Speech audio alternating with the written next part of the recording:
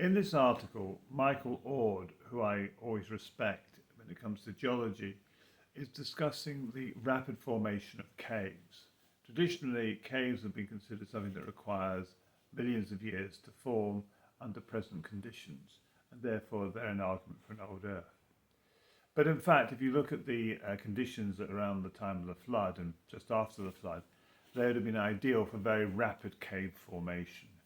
And therefore, the caves themselves would be nothing of a problem for dating the Earth. And in fact, as Michael Ord points out, some recent geology papers have suggested that sulfuric acid is a very fast form of way of forming caves because it dissolves rocks quickly, more quickly than the other forms of acid that they have usually considered for cave formation. And in about half the caves that they have tested, there's evidence that there was in fact probably sulfuric acid involved in the original cave formations. So really the idea that there are these geological arguments for an old Earth which overturn any concept of a recent Earth should be treated with caution.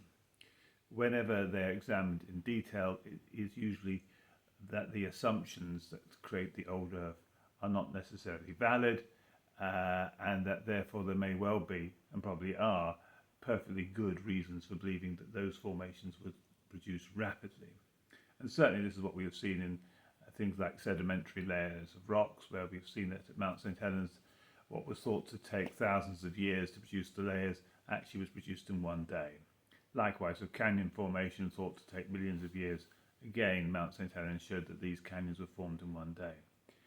Therefore, I think the argument that a process requires millions of years is highly unlikely to be valid or robust, because there may well be, and probably are, alternative explanations. In the case of caves, there looks like a whole raft of alternative explanations which are totally consistent with the type of conditions that would have existed after the flood.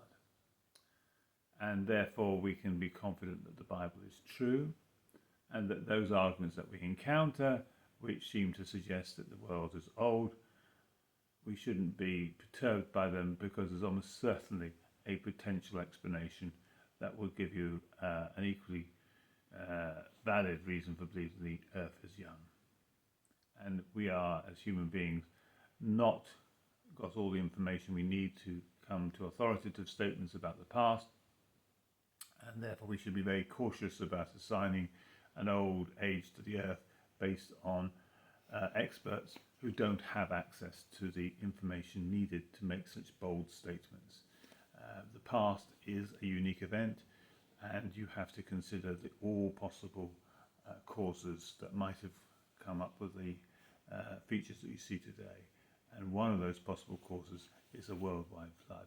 And the evidence that we seem to be accumulating in the last few years is that the worldwide flood is well capable of explaining the geological features we see in the Earth, and probably a better explanation for those.